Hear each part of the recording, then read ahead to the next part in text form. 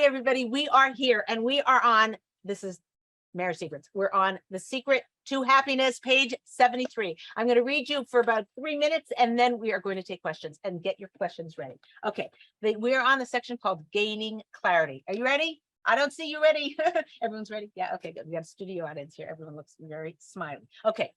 Gaining clarity. We are all victims here in a world where instant gratification means within 3 minutes of wanting something, it's on the way on our doorstep. Okay. Some people are more guilty of this than others. Nobody in particular. Okay. Is it any wonder that our expectations have reached epic proportions? Since the day we were born, the advertising industry has tried to sell us on the idea that getting what we want will make us happy. In this commercial milieu, who can blame us for wanting so much? Aren't we? Don't you like the word milieu? It's like, I'm French. Oh, yes, milieu. Okay. I don't know why Art Scroll let me keep that word, but they did. Okay. Aren't we practically groomed from birth to be good little consumers, to keep the economy afloat by satisfying our every whim? And hasn't this led? Oh, wait, I should show this. Sarit, does this, you said I didn't hold it up enough. No, Yeah. but it looks good. It looks good. It's good. Like, everyone can see it. Like everyone that. Okay. Yeah. But then I can't, like, the angle is wrong. Okay. Is this okay? Okay, fine. You got to do things for the camera, Leah. It doesn't matter what angle. Reality. Even if you get a crick in your neck, just do it for the camera. Right. Okay, good. Okay. Aren't we to be good little consumers, to keep the economy afloat by satisfying our every whim? And hasn't this led to a better quality of life than the kings of yore could ever have imagined? Why then should we have to bear the insufferable consequences when consumerism is proved to be a sham? When the truth is laid bare, we can all attest to one simple fact: getting what we want will never make us happy. I'm going to say that again in case you didn't hear it. Okay. Getting what we want will never make us happy. We all know the feeling. We're driving down the road and just purchased automobile. What a glorious sensation. Or that first item we saved up for, perhaps as a teenager. When you work all summer for your own computer and then you first turn it on, how magnificent is that? Maybe it's jewelry, or maybe it's a new couch. Maybe it's a trip around the world. There's a genuine feeling of glee and satisfaction that accompanies these purchases. The problem is, without fail, the feeling always dissipates long before we would ever care to admit. This is happiness. Getting what we want does produce glee. That is accurate. But glee is a pitiable consolation prize when what we really want is full-fledged contentment. But there is one undeniable truth here that changes everything. While getting our wants fulfilled will not create happiness, there is one thing that has a terrific track record of doing so: getting just a few of our deep emotional needs attended to by our husbands. Husband, I hope you only have one. Okay, just in case. Okay. Of course, deep happiness comes from coming closer to Hashem and doing mitzvahs, fulfilling his commandments, his meaning Hashem. So getting rid of our wants and focusing on our needs is not the full picture. But understanding the difference between our wants and our needs is a fantastic start to making us feel more content in the world. Decreasing the power that our wants have over us will not only make us immediately happier, but will give our husband a fair chance of taking care of us. Okay. Questions? Okay. This is always a great topic. So Khani says, but Leah, what I want is to have a happy marriage, and that involves my husband getting his act together. I'm not wanting an exotic vacation or diamonds, although those would be nice. I simply want my husband to help me in the house and to do his part so that we can have a good relationship. So, Hani, I'm not sure I'm following you. You're upset that he's not helping enough, and she's saying what I'm asking. I want is that I should have a good marriage, and that involves my husband getting his act together and helping around the house and doing things, and not just. So that's her want. Not, but what's her need? She's saying that's her need. Right. So I don't know if she knows needs and wants yet. We just got to the beginning, but you Okay. were saying how we all want, and wants don't always make us happy at the end. And she's going, no, what I want is a great marriage. And I need my husband. There's many things I want my husband to do, and he's not doing them. So we're never going to have a good marriage otherwise. I hear. So, honey, the issue here is if you had to have your husband helping around the house, which might be, you know, very valid, I get it. Okay, if you both work full time, if he works full time and you don't work at all, it's a little, the equation has to be in an individual basis, and you have to ask a rebbitzin or a rabbi or a confidant, somebody. You have to talk to them about that and figure out what you can do to you know, what the divvy up should be. Okay, so keep that in mind. But let's just say you both work or whatever, and you want him to help you more. My question for you is, do you know yourself well enough? Do you know your own needs well enough to know if you had to get one thing from your husband, would that be it? Or would it be you want him to validate you more? You want him to buy you more things, or you want him to be there, spend more time with you and come home on time? You want it, you know, in other words, until a woman sits down and figures out what her deep needs are, she's just running after one want after the other. And that's the whole point of this, you know, the Marriage Secrets, when this chapter is talking about how we're so busy running after getting all our wants, and we try and get them all in, get them in, and our husband can never even come close to satisfying our wants to the extent that we need. And even if he did, if every want, we wrote down 50 wants and he satisfied them all, we'd still never, they'd change the next day. We know this, okay, of ourselves, that we just know that, like, one day we're so excited about getting a thing, and then we get it and like, oh, we turn it to Amazon. Like, what was I thinking? This is, you know, this purse is so disgusting or ugly or whatever, or, you know, it's a week later, it's not our style, you know. So we know that wants are not the secret to our happiness. And the point is, understanding our needs is the only way we can get them met. So you might be all upset that your husband isn't meeting your want of having him help in the house. Until you know what you deeply need, you're never gonna, until your needs are satisfied, all the wants are just going to be in your face 24/7. So the way to do that, and we're going to get into that a little bit more, but the way to do that is write down all of your wants, cross out the ones that this might be in the next section of the book, but whatever, you know, cross out your, you know, all your the things that are just you're sure are wants, and circle the things that you think might be needs, and go down the list of you're just writing all your wants down, crossing out some that you're sure aren't needs, circling ones you think are needs. Then when you have all the needs, let's say you end up with 30 of them, then you narrow it down even more. Now you've got 10 left. Now you prioritize them and you realize, wow, these are my 3 top needs. And then once you have that done, you're like, that's the golden key to inner happiness, okay? Because all a woman needs is to have 3 needs met, 3 deep needs met, and her level of satisfaction goes through the roof. Whereas if she doesn't have those met, she could have 1,000 wants met and it won't make her happy. So that's the homework here, honey. And it's a work in progress, but you got to get started. So just start thinking about what your wants are and start that process. Okay. Good question. Okay, so now Rachel, do you think Jewish marriages today are happier than in the past? These days we have the issues of equality, instant gratification, higher divorce rates, but maybe marriages today are more love-filled than the arranged marriages of the previous century. That's above my pay scale. So I don't know the answer to that. My guess would be that that's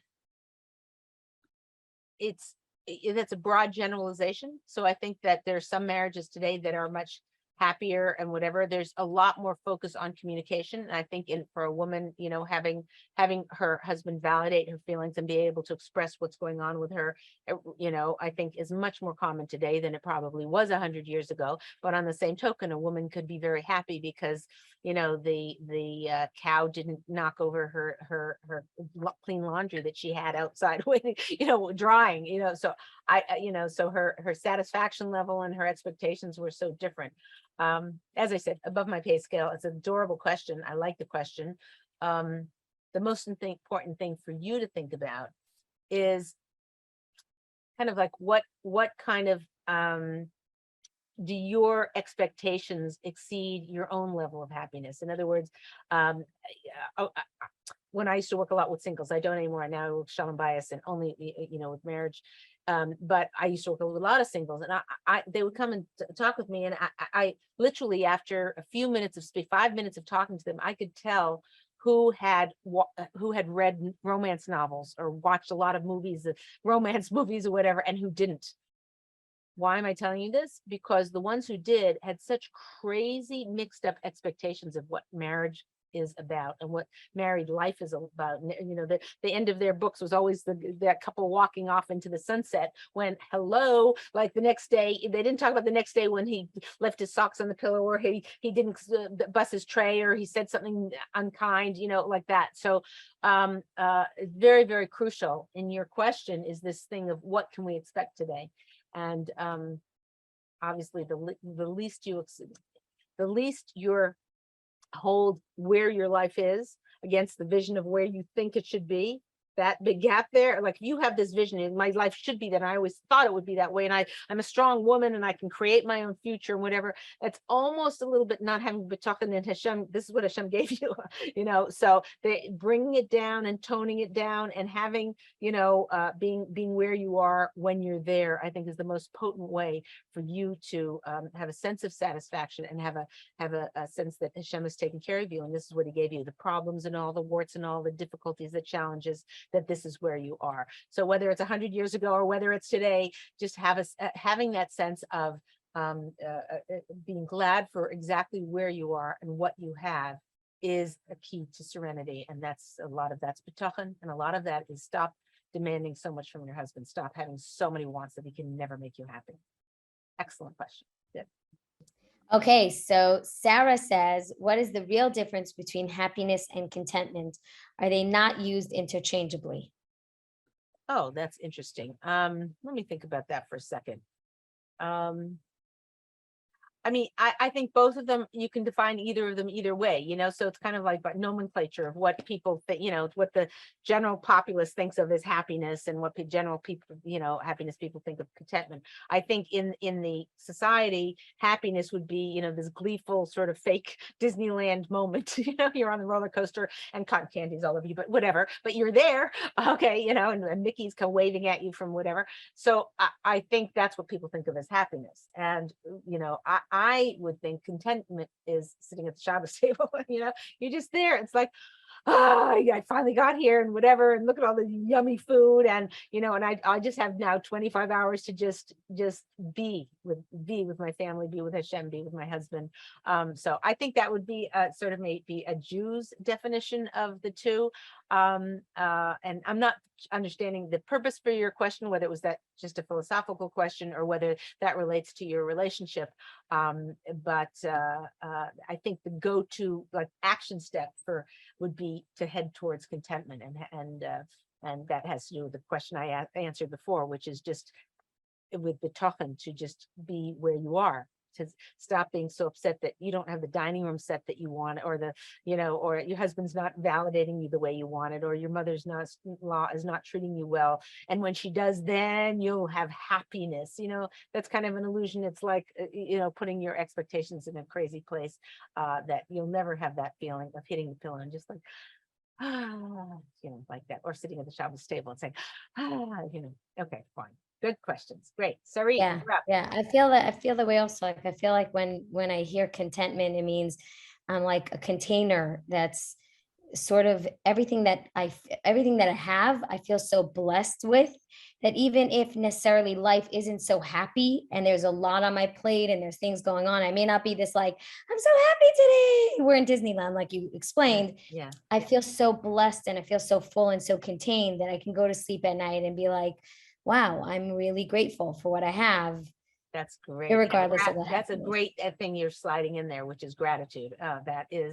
That's really the key. A lot of the keys to, I think, contentment and satisfaction. And you can, we've all known this. We have people and we meet them, and like we look at what they're dealing with, and their house is flying or whatever, and they've got sick kid or whatever, and they're just they're there. They're just present in the moment, and they're, kid says something and it's something we might ignore or whatever, and they say, oh, 1 second, what, sweetie maybe it's they're being rude to us, I don't know, but I'm just saying there are people who are very, very present no matter what their circumstances are, and that's the get to. That's what we're trying to work on. Okay, good. Next question. Great question. Okay, from Ella, she says, I agree with you that there is instant gratification nowadays. My husband asks me what I want and what will make me happy all the time. There's the happy again. Yeah. All I want is to be left alone. Is marriage for everyone? I feel like I won't ever be happy being married. Aw. Okay, try to fix that in, what do we have left? Standing 10 on one minutes? foot. Yeah, no, I mean, the thing about it is that I hear the pain in your voice. Yeah, I hear the pain. Well, in Sarit's voice, whatever, channeling you. Because it's so sad. Her husband's actually asking her what she wants and what will make her happy, which means that she must not be happy. She must Yeah, be one of these people that are just walking around like sad. It's so sad. it's very sad, but I mean, also you don't know. He could be saying, "What do you want? What do you want?" And then meanwhile, he's undermining her, or he's notching down her confidence and saying, "Oh, she says, oh, I think I'll do this." And you're like, oh, you could never, be a party planner. You don't have the organization skills. You don't, she could, her unhappiness could be very well earned, unfortunately. But it is something that you need to speak to somebody about. It's not something that a Leah Richheimer can swoop down in your life and rearrange the furniture and life's going to be good. I think you need to explore a little bit about what is causing you not to have that feeling that you're of satisfaction in your marriage. It could be, things that predate your husband. It could be as a child, you were put down, or your parents, maybe they were abusive or physically or emotionally or something like that. Maybe you've had some trauma or drama in your life, and it's worth exploring those things, because rather than spending the rest of your life just wishing your life was different. And I've had a great success with people who've gone for therapy and discovered that they, were pushing their husband away because their father left and they're afraid to get close, or they're they're not able to communicate well because in their house they were, certain ethnicity, whatever, screaming. Their parents screamed, everybody screamed in their household, their sisters, and so now they're living in their house and they're screaming all the time, and their husband wasn't raised with that, and he's miserable. And so you have to explore these things, do some introspection, and that's often done much better with a trained professional, a rabbi, a rebbitzin, a clergy person, somebody who you can turn to, an older person, an auntie who is wise, somebody whose input hopefully will be based on the Torah, so that they're not just spouting all kinds of psychobabble. Not that psychologists are phenomenal. I've seen them do extraordinary things with people. But there's also not such good ones, same as there's not such good other people. But I'm just saying, really make sure who you choose to be your mentor and to grow you and to counsel you on this is top-notch Torah wisdom. And then that's your best chance of success in a way that's very deep and fruitful. Okay, great question. Okay, go ahead. Okay, so Tali says, how do you decipher between what you want and what you need? Sometimes it's hard to tell. Oh, very good. Excellent. So it's very hard to tell. And the problem is you have to think of yourself right now. Here are your needs and here are your wants, and they're completely married together. And so we just think of our husband like a vending machine, like, okay, are you going to validate me? Are you going to compliment me? Are you, we just have all the stuff that we're throwing at him of what we want. The poor guy runs around like a chicken with his head cut off trying to please us. And the MS is he can never please us because he can never give all I want. So a lot of times I find couples, unfortunately, they're married 25 years and the husband just stopped trying. He just stopped trying to please her, because no matter what he does, she's going to critique it and judge him and whatever. Very, very tragic. It is turnaroundable. So if I just described you can switch it around, and here's how it's done. You get yourself a fat notebook, this fat, right? And you start writing down, just like I said before, you write down all of your wants, everything. I want a new sheitel. I want a new kit, him to remodel the kitchen. I want my husband to be there for me emotionally. I want him to stop putting me down in front of my mother-in-law. I want him to be better father. I want him to take father courses and husband course. You just write this whole long list, and you'll fill this fat notebook and you'll come, Leah, can I have another notebook? Okay. Those are your wants. And someone said to me, "Oh, Leah, if I write them all down, that's like now they're right in front of me, and it's going to make me want them more." And I'm like, "No, actually, getting them on paper, and when you see that it's page after page after page, you're going to be like, oh, this is pretty amazing what I am thinking my husband should provide for me." So you write them all down, then you go back with a big flat marker or whatever, and you cross out the ones, okay, I want a trip to Paris, okay, that's a want, obviously. Maybe it isn't, maybe that's a need. Okay, you be the judge, but I'm just saying, there's some things that are going to immediately stand out to you as, okay, I get it, that's a want. So when you go through this, you'll circle the things that you think are needs. Like, I need my husband to communicate with me his comings and goings. He disappears. I'm like, Moisha, and then you text him, where are I? Oh, I went to the grocery store. So that's a need. I need to know where my husband. So you circle that, and then I need my husband to I need more outfits. He's always so stingy on my clothing budget. Okay, that may be a need. So you go through those, you'll get 30 of them or something like that, 20, 30, 40. And then you try and narrow it down to 10 or 20 and then prioritize them. Once you start prioritizing, and the way you do that is you say, okay, I need him to stop to validate me, and I need him to stop making, putting me down in front of my mother-in-law. Let's see, which one's more important to me? I think the validation is, and then you put the mother-in-law here. Then you come up with the next one, and the next one says, I need him to bring me flowers on Shabbos. You know what? That's a want. Scratch that one. Let's see. The next need is I need him to be spend more time with the kids. That's really a need with mine. I think the kids need it. So then you compare it to mother-in-law. Oh yeah, that comes in front of mother-in-law. Oh, mother-in-law versus what was this other one? Whatever the top one was. Timing. I've already, you can tell I'm half asleep. Okay, so anyway, then you compare those two and see which one, and then that's how you prioritize them. Hopefully you have them written down so you won't have to remember them like me. And then you prioritize them, and then you'll see the top three. You're like, wow, if I could get those three, like if I just had those, none of this number 4 through 100 aren't going to make any difference to me. None of my wants are going to mean anything to me. If I can just get those 3 things, I'll be content. And now you have the beautiful job of communicating that to your husband.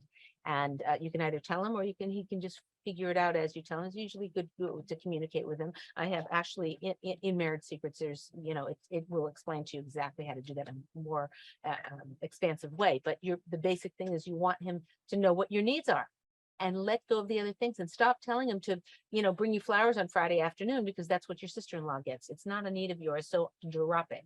Very, very powerful. I have to tell you, I've taught this to thousands and thousands of women, and I get emails saying, I can't believe it. I can't believe, I feel so guilty and so awful. All these years I've been making my husband run around like a chicken with my head cut off. And now that I know what my needs are, I can actually get them met. Stay tuned. That's going to be you soon. You just got to do that homework. What's the next question, Sari? Okay, so Miriam says, aren't wants and needs often interchangeable? What if they overlap? If we achieve what we want and need, then we can be happy and content. Error in your thinking. You will never be happy with getting your wants met. Never. It just doesn't work. That's not how a human being is designed. And until you separate your needs and your wants, you can't have that deep satisfaction of feeling like you're gotten, you're validated, and you can't have that connection with your husband of him. Rav Moshe Gerdever gives over all bracha comes from Shemayim through the husband into the wife, and he's the giver and you're the receiver. And until you have clarity on what he's giving you, which is what you need, until you have that clarity, you're just this. Oh, no, I don't want that. I want, like it's just a big muddle. So for you to define very, very clearly what your wants are and your needs are is the first step and the most important step in getting your needs met. And it's crucial to your happiness. It's absolutely crucial. Excellent. Okay. Time for one quick last question. Yeah. Okay. So, this is a long one. Okay. So Yona asks, my only need is attention. I don't want anything. I just want his time. He starts work early, ends late. We don't speak during the day at all. I sleep when he leaves, and I'm and I'm asleep when he comes home. Mhm. I have dinner for him when he comes home on the stovetop. During Shabbos, he sleeps. My love tank is empty. How can I continue living through this cycle? So the first thing is recognized your need. Good for you. It's a very deep need.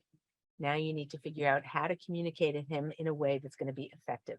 So if you say, my love tank is empty and it's all your fault, that's not going to go very well. Okay. On the other hand, if you were to say to him, I'm not quite sure how we do this in our life. I know we are saving money for a house and that's why you're working so hard or whatever. And we don't really have disposable income for you to not work more. I get it. But I'm just feeling like, I'm just putting in and putting in. I feel I have a need to get more of your attention and more time with you. Can you, and now you're taking the problem and you're putting it in his lap. Can you please, can we figure out a way? Can we brainstorm a way where I can get the attention I need? And you might start before you have the conversation with him, you might think of 10 ways. Number one, he goes every night, he has to drive to the bank, which is 20 minutes away and back on Tuesday afternoons to make the deposit. Go with him. He comes home, he is driving home from at 11 o'clock at night and he doesn't get home till midnight. You have a phone call while he's driving in the car. That gives you the attention you need. Write down before you even sit down and have a conversation with him, write down like 10 or 20 or 30 different things that could solve this to get you what you need. Then when you present it to him and say, what do you think we can do? I have some ideas. Do you have ideas? You're brainstorming and you're coming up with a solution. And it's your responsibility to get your needs met. And the only way to do that is to be able to explain them to him. Yes, his job on the planet Earth is to make you happy. That's what he's born for, is to take care of you and make you happy. But if you were just saying, I want this, I want that, no, and this, and yeah, that's wrong, and why, like that, he cannot do his job. You are sabotaging yourself. You're sabotaging him to be able to do his job. The more clarity you have on what your needs are and being able to brainstorm and put it in his lap and say, let's brainstorm ways to make this happen, the better you are at doing that, the better your needs are met and you're fulfilling his tafkid in this world, which is to make you happy. So the homework for this week is to, try this at home. The homework this week is to sit down and make your wants list and start. You can start, you don't have to make it perfect this week, but at least start getting it started, getting a piece of paper or putting it on your phone or doing something on your computer, start typing in what your wants are, and you will be shocked. There's like 100 wants, and the poor guy, your poor husband can never make you happy with all the stuff you want. So just start this process. If you're a super achiever, then start writing down, start doing the circling needs and crossing out wants, and getting that honed down and prioritized. Good luck, and I'm with you. I feel you, and you are about to be the happiest person in the planet Earth because you're going to have your needs met, which is the most satisfying feeling in the world, but you have to have clarity. Okay, it's Leah Richheimer. We'll see you next time.